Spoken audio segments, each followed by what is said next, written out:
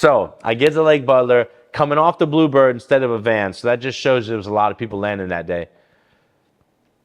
Oh my God. No, you didn't have no property. They stripped you butt naked, literally right the fuck out the gate. All right. And we dick to butt tight. Now, this was so uncomfortable. It was a shame, but everybody was like little guinea pigs in there. So you just kind of followed suit. And the people who did show their ass got they shit fucking slammed and drug out in handcuffs. So there was no point to act the fool. You just had to follow suit and get in fucking line, bro. It was ridiculous, right? So we're literally dick to butt going through these x-ray machines. There's this huge wood fucking bench. Huge wood bench right here on the left-hand side. Got 200 inmates literally lined up, all facing the wall on the bench. And we had to do the squat and cough bullshit. Literally, they made us put our... There's probably only one way I had to show y'all. I had to stand up. But literally, they made you bend over at the hip and just put your fucking forehead on that wooden bench, bro. While literally dogs and this big stupid ass old country cracker named fucking Big Country, literally is his name, with a flashlight just gooch checked and ass checked everyone. It was the most invasion of privacy a man could ever experience. All right, good afternoon. This is State of Florida versus Stephen Testa with multiple cases before the court. Yo, what's poppin', man? It's your boy E.I. the King, and this is the Incarceration Podcast, where I talk about prison, pre, post, and present, and how everything that I experienced throughout my incarceration has forever changed my life. This is the Incarceration. So Forever Convict family, once again, we are on the journey to 50,000 subscribers. If you haven't subscribed, please go ahead and do so now. Share this channel with somebody who hasn't. And Evan, what's good, my G? Glad to have you on the podcast, Brody. So we're going to go ahead and get right into it, man. First of all, bro, just tell the viewers who you are. And let's start with your backstory. You know, where are you from? What was your childhood like? Your teenage years, your upbringing, everything before prison. Let the viewers know who you are before prison. Well, I was born in Orlando, Florida, X-Man. So 1989, December 24th, stayed there maybe 2 years. Then my dad got a job in Tampa, pretty much born and raised in Tampa. I'm a Central Florida, pretty much boy. Went to Forest Lakes Elementary, Carwise Middle School, East Lake High School, graduated in 2008. Then I went to college in Gainesville. I was real into the Florida Gators, so you already know college life back then was like a whole nother level. Now it's watered down. But 2009, 2010, I was up there in college, pretty much just doing me real big into education. And I ended up catching my case in 2011. Actually, January 6th of 11 is when I got locked up. Everything before that, I was real big into surfing. I love my motorcycles. I mean, shit. I was really out there. I was kind of like a little delinquent, but at the same time, I wasn't like a bad kid. I just got caught up in like a bad scenario. So a lot of people say I should never went to prison. But then again, everything happened for a reason. I clearly wasn't living right. So that shit took place for a reason. But January 6th of 2011, and I graduated in 08. So I was lawless basically for about 4 years right there. And then when I got locked up, it was just straight like militant after that. I mean, we'll get into that, I guess, right? Yeah, of course. So before we get into your case, what exactly began, like you said, people said that you really didn't deserve to be in prison, but was there any type of spiral that kind of like began the pattern towards prison? And if so, what was that spiral like? What were you involved in? Were you selling dope? Were you robbing? Were you just using? Yeah. What was going on? The spiral for sure. So like 2008 to basically until I got arrested, all about party, sex, drugs, rock and roll, pretty much, man. Coke, weed. I never did crazy hard drugs, never was really into it. I smoked my ass off. Definitely drinking and driving was prominent back then. Just lawlessness. And when I mean that, I mean it. So the spiral really, my motorcycle and just drinking, because I used to ride recklessly on my bike like stupid. And then the drinking also, just bar hopping, just not even giving a fuck, honestly.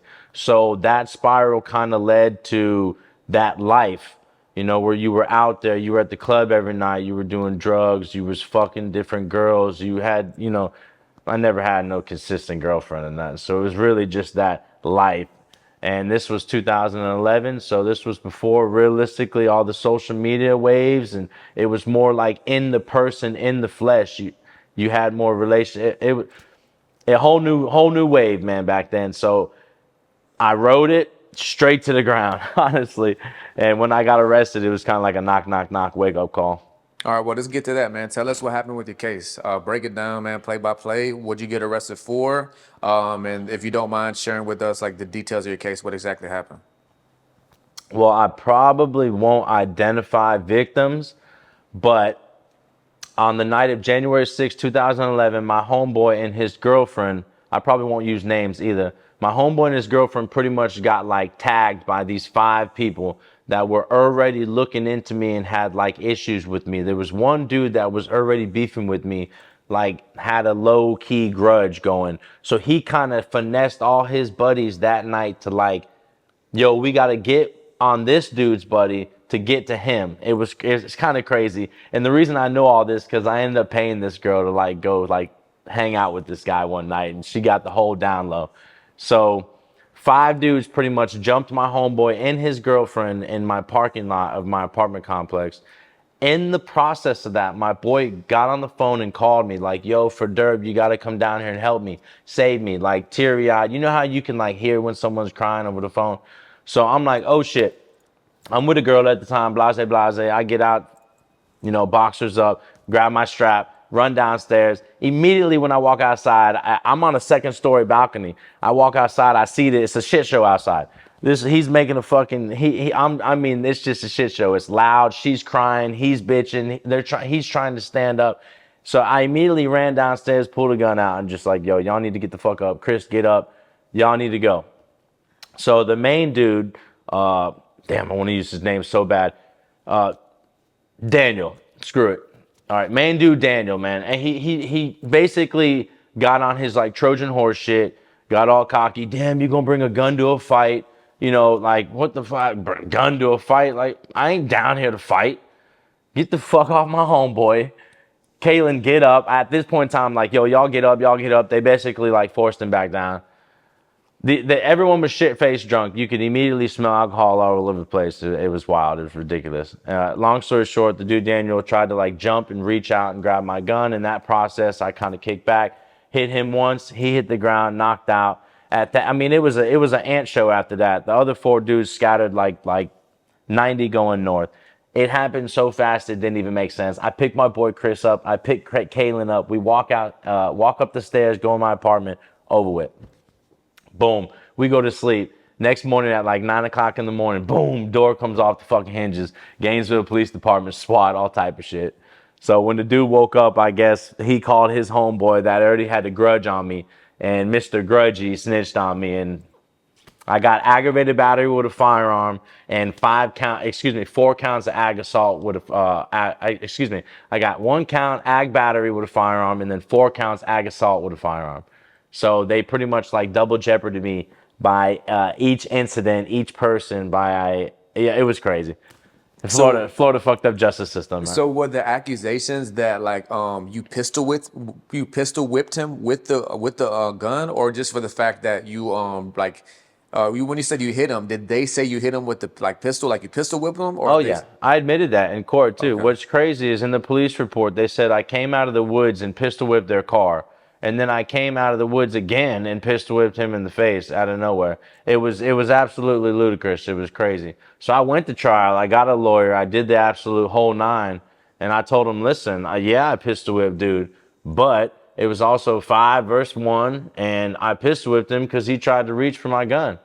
I tried to pull the whole stand your ground bullshit. Now, we're 10 years past that bullshit, so statute of limitations clears me on everything. Obviously, I was trying to finesse the system. Yeah, I pistol whipped the shit out of him. He was trying my homeboy. I wasn't in fear of my life. I was just trying to, manipulate the system and use it to try and get me out of court of law. But either or, I should have never went to prison because I was in defense of someone else. The stand your ground law and statute also applies to someone else. So it's twisted and fucked up how they got me on jury instructions. Now, I mean, if you want to ask questions on that, man. No, that's cool. So look, so God you forbid. actually went to trial then, huh? And, Oh yeah, and I had you a lost. What oh happened? yeah, What happened? dog. I had a 3-day trial, a 15-hour deliberation, 15 detectives, 5 witnesses, hours worth of depositions. You name it, bro. Evan Federber versus the state of Florida. That shit was crazy, intense, and stressful, bro. How much time were you facing? 35 years. And how old were you at the time? I had just turned 20. Literally just 2006. I was 20. And this is your first time in trouble? Yeah, ever. First time cuffed up. All right, so just explain to the viewer, like, number one, how did that feel as a 20-year-old young man facing, you said 35 years? Yeah. Going to trial, fighting for your life. Like, what were you feeling? Like, what was in your thoughts, like your mind? Like, how did you feel, dog? What was going on I internally? mean, honestly, it was more of like I looked at like my mom, and then just everything crumbled. It actually, like, time and the whole realization didn't hit me until I was county jail type shit, when you're actually like locked down looking at the ceiling. But in that moment, like when I'm sitting in front of the judge, it was just like law of attraction, God, please provide, positivity. I had never came in on some like no negativity type shit, but I mean, I had a horrible case booked up against me.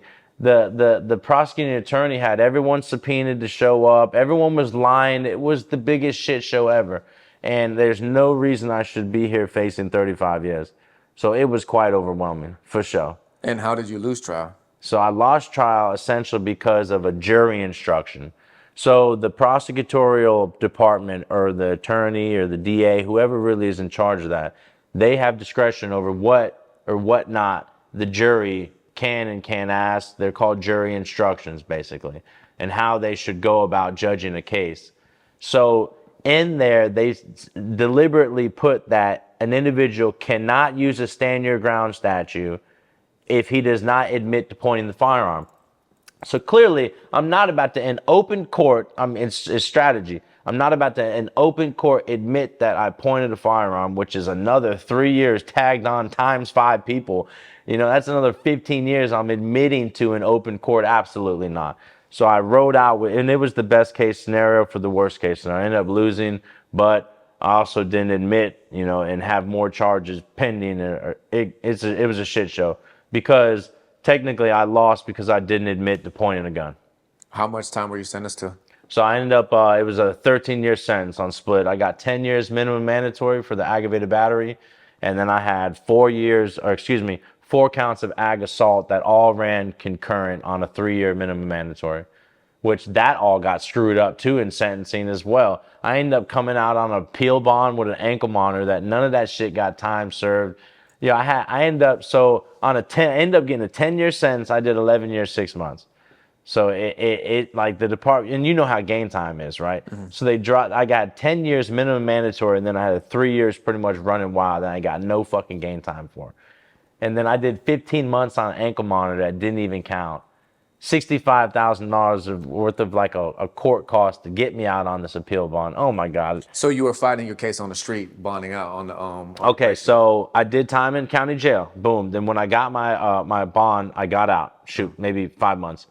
Got my bond, fought everything on the street. Then I lost trial. It was like December 19th of that year. Lost trial. They gave me a 30-day furlough. I came back on January 16th, turned myself in. So I lost trial on all these fucking years, 35 years worth of charges, bro. Literally, the judge let me walk. So they hammered me for 35 years. I didn't get sentenced until January 16th or 17th. He let you walk after you lost trial with no sentencing? He let me walk, bro. Were you thinking about running? Oh my God, I had passports pending, printed, everything. My homeboys was in Argentina, Boca Raton, trying to get me to the Bahamas. You fucking name it, bro. Because I'm pretty like well known. It was tragic. All right, I had a good lawyer and everything. It's just such an overwhelming case. It happened basically on University of Florida's campus. So they really fucking railroaded me. You feel me? So I lost the fucking trial, bro. I came back sentencing 30 days later. Then they banned me with 11 years, 6 month, 13-year fucking rank concurrent bullshit. So I did 9 months in prison. And then my appeal bond got granted, and they gave me an ankle monitor. I got released on a secured appeal bond. And I used to joke about this shit. Nobody ever met nobody that bonded out of prison. That's crazy, dog. How did that work? Explain that. Bro, now, hold on, I'm asking you, you ever knew someone that bonded out of prison? I knew I had the fucking trophy. All right, so boom, I'm sitting, bro. Everyone's shitting a brick. My whole family's up in smoke. I just got convicted. Fucking, I'm in prison. All right. Like I said, I think 9 months. It was October. I had ended up going to prison January. I got out before my birthday, so it was like November. My lawyer Nick, so he had in an appeal bond because I went to trial. I was appealing the decision made by the jury. So in that process and in good faith, you can request a bond to where you could come back and fight that case on the street. And it was very expensive, but I ended up getting approved. So I had like a whole like 3 month process of like 30 teleconferences and telecourt, all webcam court. I was at Graceville Correctional Facility too. This badass private facility. Well, actually, it was fucking gladiator shit. It was ran by CCA at the time. Long story short, they had that private shit is real strict on like classification, legal mail stuff. They don't play games. So when that lawyer calls, they make sure they call your ass out there. They don't play no radio. I was able to get that shit done like literally in 3 months. I got out, bro. Fucking USG7 tied me up and black boxed me in a van, brought me to Alachua County Jail and let me out, bro, after like 9 months in jail. I had already got wet and painted up, all tatted. So I like EOS twice, essentially. I EOS 9 months into my bid and then 11 years, 6 months later. That's crazy. All right, before we get into that, I just want to ask a couple more questions about like the case and losing trial. Yeah. And then we're going to get into the prison stuff. All right. So losing trial initially, the first time, whenever you lost, and then like you said, they let you go, you didn't know. Explain to the viewer real quick, like the incentive for us whenever or if someone gets a furlough or gets released on, after they lose trial and they have to wait to get sentenced. What is the threat hanging over your head that like gives you the incentive not to run? Family, bro. Just your ties, essentially. Like, I sat down and cold-heartedly literally beat myself to fucking death, man, making this decision. I just couldn't bear. I was too young for one. And if I would have left, then I'd be on the run for essentially ever. Uncle Sam don't play on a second-degree felony. Capital murder or something even more aggravated, maybe that would have been a different scenario, and I never would have got a bond.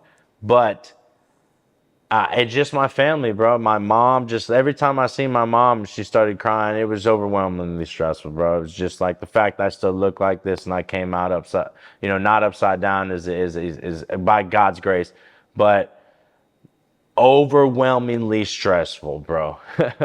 You have no idea on how surreal that shit was. That's real. And isn't it true too? Don't they give you isn't it like mandatory they give you the maximum amount of time if you run? Yeah. Isn't that true? So definitely true. If you play at all in that type of scenario, that's basically like absconding. You are breaching your trust. And in that breach of trust, you essentially are no longer valid. Your word is shit. It's like bad credit. You feel me? You did it to yourself. And yes, and you haven't been sentenced yet. So essentially, it's still a question mark on what the judge has discretion on. In this case, it was a 10-20 life statute. So I was getting 10 years either fucking way. If I would have gotten more, it would have been vindictive sentencing. So luckily, I know the law. So I was it. So as we go on, I was in the court in the law library my entire bid, basically trying to get my shit knocked down. But long story short, yes, if you run off a furlough, you can get hammered, man.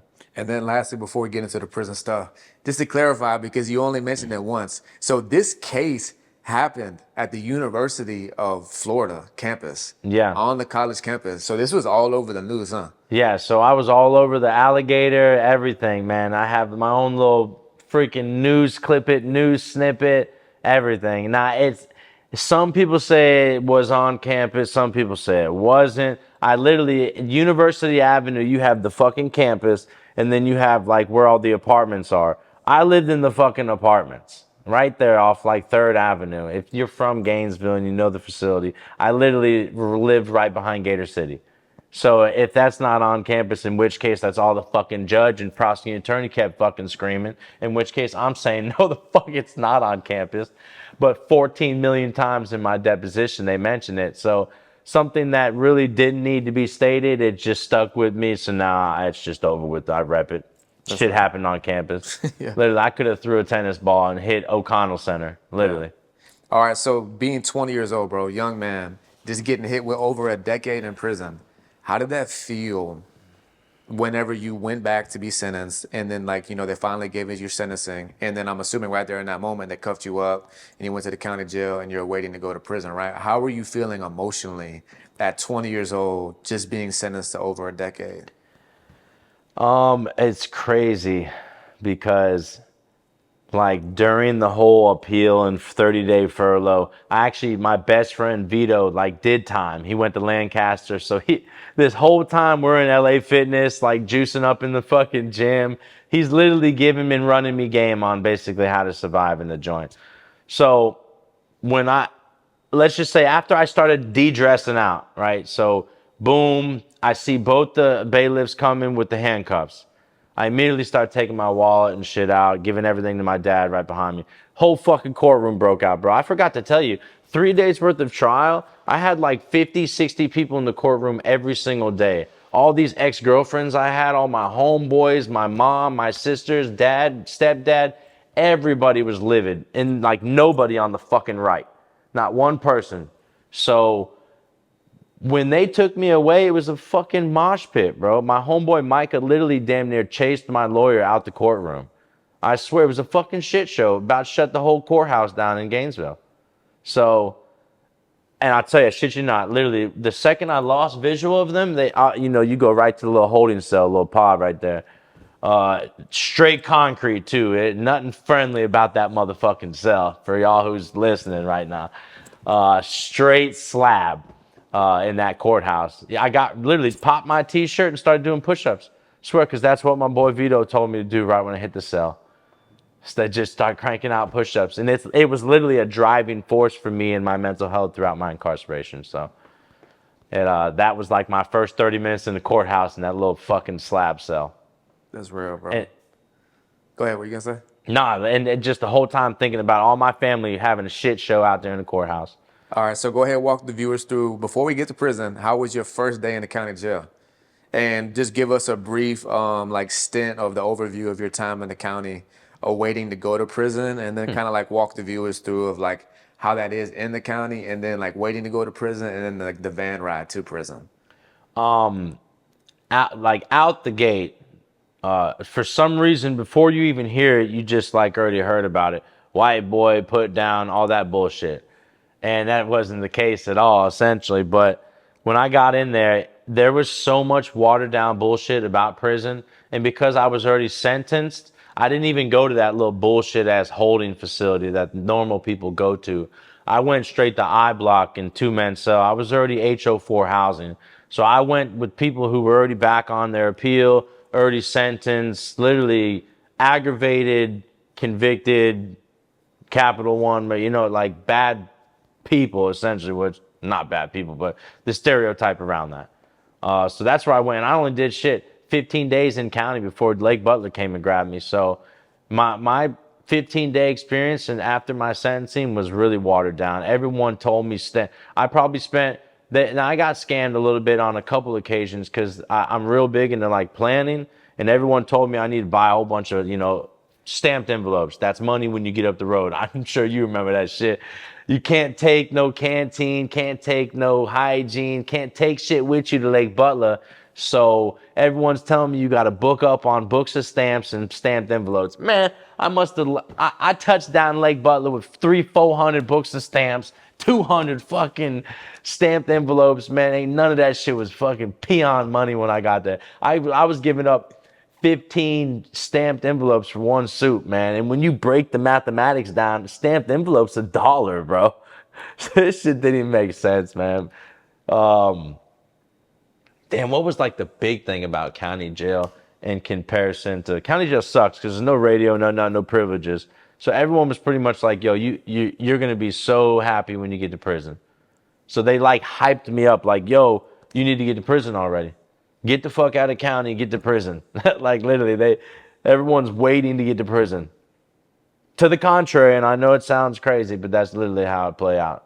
Especially too because you're already in a pod. Like everyone came back from prison, so anyone who's already in prison, like they don't want to go back to the county unless to see their family. Fuck That's no, it. bro. Time is good in prison, not in the county. So they're Depending telling on you, the county, literally, yeah. I've heard stories where this county sucks, that county's good, you know, shaking the bomb, hitting the hose in Vizzo, whatever the case may be, like Volusia County or Alachua County. That shit don't go down there, but there are some times where people do like to go to outside court. But me in Alachua County sucked because ain't no TV. Well, actually, yeah, I think they got TV now, and everything's all souped up with the videograms and shit. But county just sucked, man. All right, so this segue into the prison, bro. All right, so explain the transfer from the county jail to prison. What was your very first day like in prison? What reception center did you go to? And just paint the picture, bro. It's a fucked up picture, yo. So my first prison was Lake Butler. All right, the infamous Lake Butler. North Florida Reception Center. All right, it's really called North Florida Medical Reception Center. Houses both men and females, psych, you name it. They even have CM cells there. I got off the bus, man, the Bluebird, all right, which was crazy. I rode a fucking Bluebird to prison, not a van. That's how many people got off the bus at Alachua County. They booked that day. What's a Bluebird? Explain to the viewers if they don't know what that means. Okay, real quick. The Bluebird is the 55-foot van, man. That's all caged out. They used to be like teal blue. Now they're all white. I'm sure if you've been riding I-10, I-75, or I-4, I'm sure you've... Actually, I don't think they really cruise I-4. Primarily I-75, I-10. You've seen a Bluebird. They're just big prison transport vans. Absolutely pieces of junk that got 60 million miles on them. Anyway, so I get to Lake Butler, coming off the Bluebird instead of a van. So that just shows there was a lot of people landing that day. Oh my God. No, you didn't have no property. They stripped you butt naked, literally right the fuck out the gate. All right. And we dick to butt tight. Now, this was so uncomfortable. It was a shame, but everybody was like little guinea pigs in there. So you just kind of followed suit. And the people who did show they ass got they shit fucking slammed and drug out in handcuffs. So there was no point to act the fool. You just had to follow suit and get in fucking line, bro. It was ridiculous, right? So we're literally dick to butt going through these x-ray machines. There's this huge wood fucking bench. Huge wood bench right here on the left-hand side. Got 200 inmates literally lined up, all facing the wall on the bench. And we had to do the cot, the squat and cough bullshit. Literally, they made us put our... There's probably only one way I have to show y'all. I had to stand up. But literally, they made you bend over at the hip and just put your fucking forehead on that wooden bench, bro. While literally dogs and this big stupid ass old country cracker named fucking Big Country, literally is his name, with a flashlight, just gooch checked and ass checked everyone. It was the most invasion of privacy a man could ever experience. So that happened for like 30 minutes. Forehead on the fucking wood. Hands behind your back. So it was the most uncomfortable shit ever. And now granted, the inside of this fucking facility is 62 degrees at least, bro. So you butt the fuck naked freezing, bro. Everyone's hurting. It was a depressing time. I'm not even gonna fucking front. We get into reception, boom. That's when you just sitting there waiting for fucking medical to tell you how fucking tall you are and all that bullshit. Property, etc. Flapjack. They ended up putting me in I dorm. Bro, when we're walking up I dorm, there's rats walking fucking down. I swear, chunky ass rats. Man, Lake Butler was nothing to fuck with, bro. Absolute violation in every health code you could fucking imagine. Swear. All right, real quick before we continue, to keep it a buck now, which I know you will. So you're 20 years old. I went to prison first time when I was 18. you know, what was going on in your mind going to prison for the first time? You already had your homie who was lacing you up and giving you the game, you know, preparing you for prison, and then you went to like a prison pod, so they were even giving you more game. What was your like mental state like? Were you ready for whatever, like ready for war, or were you like even that and still nervous, fearful? Like how were you feeling emotionally, or was like, man, this ain't nothing, it's a cakewalk? Definitely, because out the gate there was so much like shit popping off when I got there. Like the police was beating motherfuckers up. People were showing their ass, beating the police up. It was a fucking war zone. Yes, it literally was. Not essentially towards me, but I was walking through thunder. So honestly, it was like fight or flight type shit. But I keep remembering Vito telling me, just keep it real. Just keep doing you for Derb, because I've always been like straight to the point. I ain't never really beat around the bush. I ain't never robbed no one. I always been like good business. So he would like literally tell me you're gonna do just fine.